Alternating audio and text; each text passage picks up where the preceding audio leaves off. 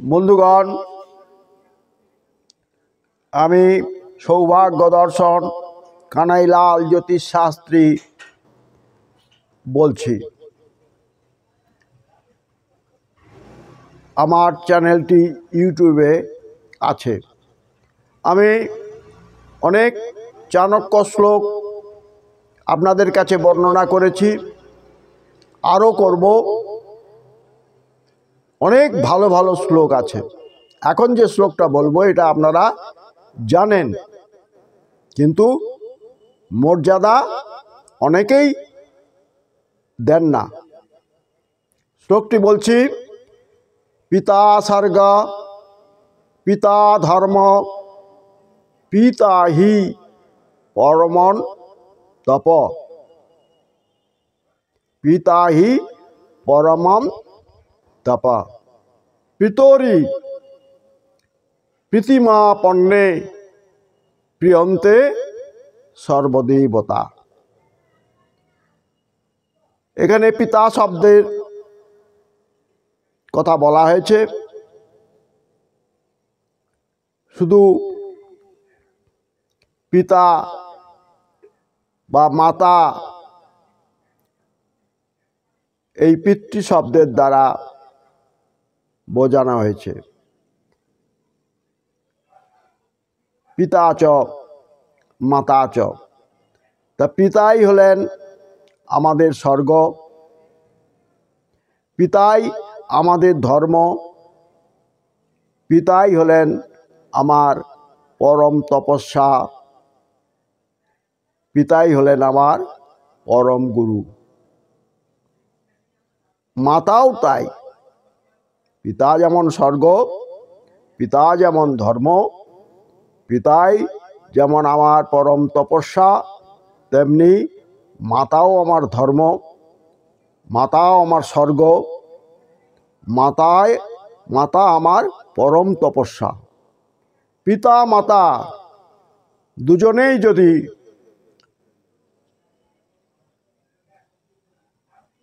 আপনার ব্যবহারে, আপনার ভক্তিতে, আপনার শ্রদ্ধাতে সন্তুষ্ট হন, তাহলে আপনাকে নতুন করে কোনো দেবতার পূজা করতে হবে না। একটু গল্প করি। ধরুন, ব্রহ্মা, বিষ্ণু, মহেশ্বর এবং সেখানে আপনার গুরুদেব রয়েছেন, আর তার পাশে আপনার পিতা মাতা রয়েছেন। এখন আপনি গিয়ে প্রথমে কাকে প্রণাম করবেন? আপনি ব্রহ্মাকে আগে প্রণাম করবেন, না বিষ্ণুকে প্রণাম করবেন, না শিবকে প্রণাম করবেন, না আপনার গুরুকে প্রণাম করবেন? যদি করেন তাহলে ব্রহ্মা কিন্তু অখুশি হবেন, বিষ্ণুও অখুশি হবেন, এবং আমার ভোলানাথ শিব তিনিও কিন্তু অখুশি হবেন।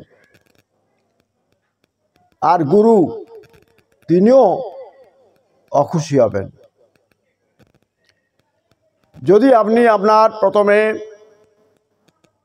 পিতা মাতাকে প্রণাম করেন, তার প্রতি শ্রদ্ধা ভক্তি অর্পণ করেন, তাহলে সমস্ত দেবতারাই তুষ্ট হন। তারা তুষ্ট হয়ে আপনাকে আশীর্বাদ করেন। পিতা মাতাই আপনার প্রথম গুরু। এই জগৎকে দেখিয়েছে কে? আপনার পিতা মাতা। তাই তাদের প্রতি শ্রদ্ধা হারাবেন না, তাদের বাক্য পালন করবেন। এটা আমাদের মহাভারতেও আছে, আমাদের বিভিন্ন যে সকল ধর্মগ্রন্থ আছে তাতে প্রত্যেকেই পিতা মাতাকে সম্মান করতে বলছেন। অতএব আপনারা পিতা মাতাকে যদি ঠিকঠাক শ্রদ্ধা করেন, তাদের খেয়াল করেন, তাদের সেবা শুশ্রূষা করেন, তাহলেই সমস্ত দেবদেবী সন্তুষ্ট হবেন এবং আপনাকে আশীর্বাদ করবেন। আজকে বড় দুঃখের সঙ্গে বলছি, এই জ্ঞান আমরা হারিয়ে ফেলছি। আমরা পিতা মাতার, আমি সবার কথা বলছি না, অনেক লোকের কথা বলছি, যারা আধুনিক শিক্ষায় শিক্ষিত হয়েছেন, বিশেষ করে যারা ধর্ম মানেন না, যারা পিতা মাতার কথা মানেন না,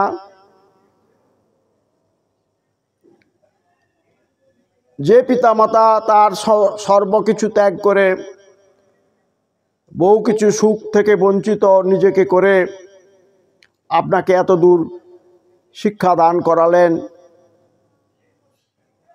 সেই পিতা মাতার কাছে আপনার কি কোনো কর্তব্যবোধ থাকবে না? আপনি কি শুধু তার সম্পত্তির অধিকারী হবেন? না, rights and duties are invariable. If there is rights, there must be a condition. তাহলে কর্তব্য করলেই অধিকার জন্মাবে, আর অধিকার পেতে গেলেই কর্তব্য আপনাকে করতে হবে। আপনি সেই কর্তব্য পালন যদি না করেন, বৃদ্ধ পিতা মাতাকে যদি কষ্ট দেন, তাদের যদি ঘর থেকে বাহির করে দেন, তাদের যদি বৃদ্ধাশ্রমে পাঠিয়ে দেন, তাহলে কতখানি আপনি অন্যায় করছেন, পাপ করছেন, একবার ভেবে দেখুন। Crime does not pay. আপনি আপনার পিতা মাতাকে যদি শ্রদ্ধা ভক্তি না করেন, তাকে যদি বৃদ্ধাশ্রমে পাঠিয়ে দেন বৃদ্ধকালে, তাহলে আপনার যে সন্তান সন্ততি হবে তারাও আপনাকে যথাসময়ে ওই বৃদ্ধাশ্রমেই রেখে আসবে। এ কথাটা মনে রাখবেন। তাই চাণক্য বহু দূরদর্শী ছিলেন, তিনি বলছেন প্রিয়ন্তে সর্বদেবতা। পিতামাতা যখন থাকবে না, তখন সব দেবতাদের পূজা করবেন, তার আগে নয়। প্রিয়ন্তে সর্বদেবতা মানে আমার পিতামাতা যদি না থাকেন, তখন সর্বদেব দেবতার পূজা করবেন, তাহলেই সর্বদেব দেবতা তুষ্ট হবে। বুঝতে পারলেন বন্ধুরা? আমি যদি কাউকে আঘাত করে থাকি, সেটা হয়তো আমি আবেগের বশে বলে ফেললাম।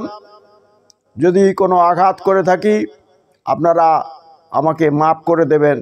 আর আমার এই ভিডিওটা যদি ভালো লাগে, তাহলে অতি অবশ্যই আপনার পিতা মাতার নাম করে সাবস্ক্রাইব করে দেবেন, শেয়ার করে দেবেন, লাইক করে দেবেন এবং ভিডিওটি শেষ পর্যন্ত দেখবেন। আর মন্তব্য করতে ভুলবেন না। হরি ওম নমঃ শিবায় এই মন্ত্র প্রচার করুন। আপনাদের কল্যাণ হবে, দেশের কল্যাণ হবে, দশের কল্যাণ হবে, রাষ্ট্রের কল্যাণ হবে, পৃথিবীর কল্যাণ হবে। হরি ওম নমঃ শিবায়। এর মধ্যে সৃষ্টিকর্তার শক্তি রয়েছে, এর মধ্যে পালনকর্তার শক্তি রয়েছে, এর মধ্যে ধ্বংসকর্তার শক্তি রয়েছে, এর মধ্যে আমার বিপদ তারণ হনুমানজির ও কথা রয়েছে। অতএব হরি ওম নমঃ শিবায়ের মধ্যে আপনি এই সকল দেবতার শক্তি অর্জন করতে পারবেন। তাই প্রচার করুন হরি ওম নমঃ শিবায়। সারা বিশ্বে ছড়িয়ে দিন হরি ওম নমঃ শিবায়। ঈশ্বরের গুণগান করুন, তাহলে আপনার মান, যশ, অর্থ সব কিছুই তিনি দান করবেন। নমস্কার।